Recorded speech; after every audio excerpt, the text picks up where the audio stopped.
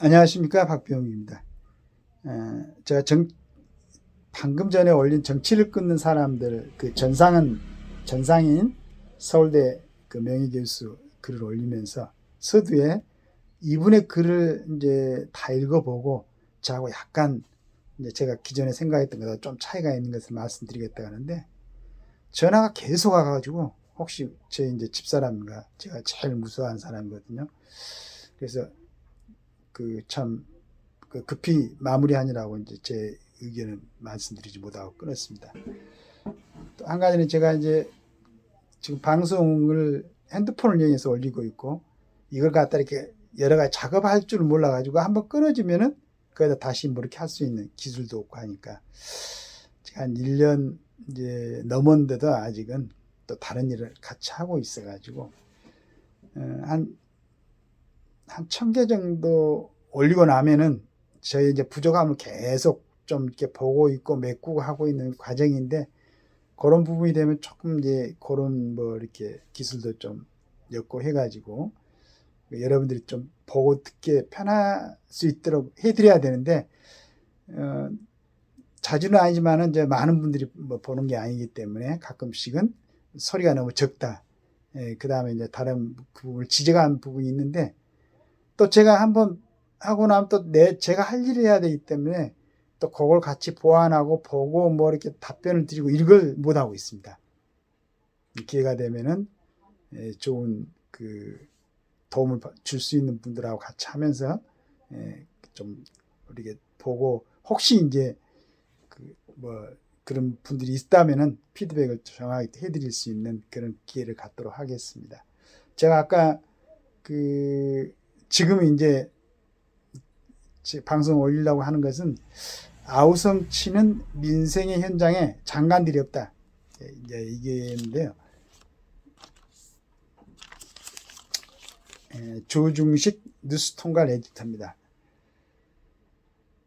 아마 이제 지금 정부도 출발할 때는 굉장한 이제 뭐 기대라든가 또 비전, 각오를 갖고 시작했겠죠.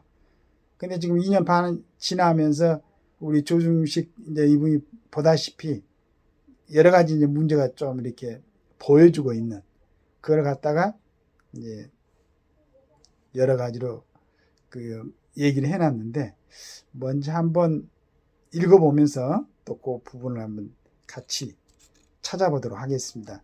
문재인 정권이 실패한 이유를 한두 가지로 찾기는 어렵다. 굴종적인 대북 대중관계, 극단적 정치 양극화를 초래한 적폐천상, 원전 생태계 파괴, 청와대 조직을 동원한 울산시장 선거 개입, 서해 공무원 피살 방관, 탈북자 강제 북송, 이런 숱한 악행들에도 불구하고 정권 창출에 실패한 결정적인 요인을 꼽으라면 단연 조국 사태와 부동산 문제 두 가지를 할 수 있을 것이다. 다른 것들은 정치 이념의 문제이지만 두 사안은 국민들의 상식적인 정의감을 거스리고 생활과 직결된 문제였다. 이 두 가지가 지금 거의 다 상쇄되고 있다. 조국 사태는 김건희 여사 문제로 덮이고 부동산은 문정권 때 못지않는 심각해졌다. 조국 사태는 진보 좌파 정치인과 극성 지지자들의 극단적인 이성과 내로남불의 진영 내부의 갈등과 분열을 가져왔다. 상당수 지지자들이 돌아섰고, 김건희 여사 문제가 지금 비슷한 길로 가고 있다. 보수 콘크리트 지지층에서도 돌아서는 사람들이 적지 않다. 그건 아마 이제 대구 경북 쪽에 뭐 이렇게 지지층에서 많이 돌아섰다고 이제 여론조사 보면 나오는 것 같습니다. 그러나 평범한 생활인들까지 돌아서게 만드는 건 부동산과 같은 민생 문제다. 지난 8월 서울 아파트값은 6년 만에 월간 최대 상승률을 기록했다. 주간 단위로는 9월 넷째 주까지 27주째 계속 올랐다. 자고 나면 오르니 빛을 내서라도 아파트를 사는 사람들이 크게 늘었다. 5대 시중은행 주택담보대출은 지난 8월 집계일에 최대치인 8조 9,115억 원이나 증가했다. 올 1월에서 7월 5억 원 이상 대출을 받아 서울에서 집을 산 30대에서 40대는 2021년 연간 전체의 3.7배에 달했다. 1월 달부터 7월 달까지가 21년 연간 전체 3,700억 달러입니다. 영끌 투자 패닉 바이 문 정권 때보다 오히려 심하다는 말이다. 그런데도 이 문제의 소매를 걷어붙이고 나서는 사람이 없다.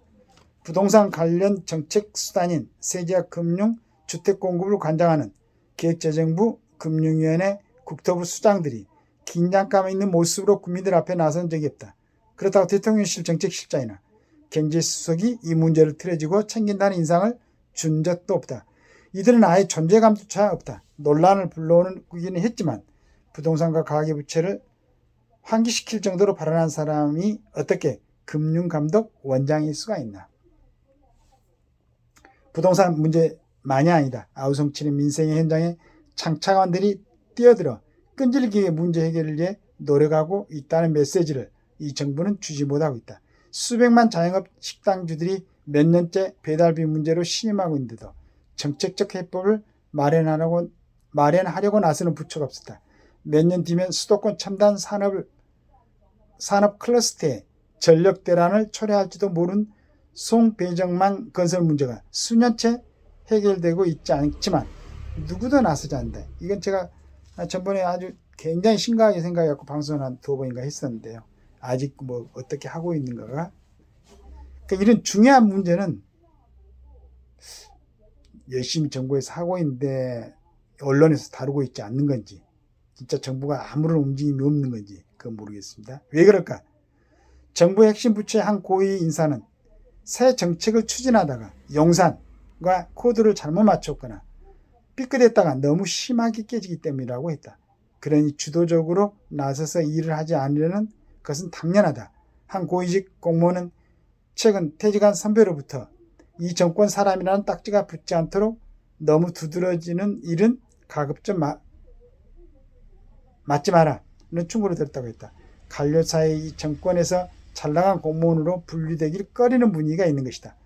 논란이 되는 정치적 사건이 끊이지 않으면 민생 현안이라도 유능하게 처리해 국민들의 마음을 잡아야 할 것이다. 20대 국정 지지율은 20%대 국정 지지율은 지금 그것이 안 되고 있음을 말해준다.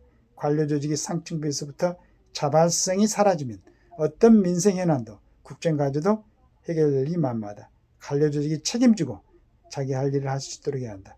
권한을 줘야 유능하게 일할 수 있다. 조중식 이 사람이 이제 제대로 이렇게 진단한 것 같습니다. 이런 부분을 정부에서는 잘 좀 살펴보시고 이런 부분에 대해서 조금이라도 한꺼번에 확 바뀌진 않겠지만 그래도 관심을 갖고, 그리고 공무원들이라면은 그 정도 고위직 공무원들이라면은 좀 깨지더라도 해야 되는 거 아니겠습니까? 하여간 뭐 저도 이렇게 얘기하고 있지만 우리 집사람 무서워가지고 이렇게 방송도 집사람이 자리 비울 동안에 잠깐 하고 하기는 합니다만은, 그러나 이제 우리는 이런 삶이 먹고 먹는 거 이걸 해결하는 이제 일이니까 어쩔 수 없이 이러지만은 그 정도 자리에 계시는 분들은 먹고 사는 문제는 해결됐을 거라고 저는 생각을 하는데 뭐 그렇지 않는 분도 있는 것 같습니다. 여하튼 우리 조중식 이분이 말씀하신 것처럼 민생의 현장에 장관들이 좀 책임지고 나서서 이런 오랫동안 이런 고질적으로 우리 국민들이 어려워하는 이런 문제를 좀 해결하는 모습들이 좀 보였으면 좋겠어요.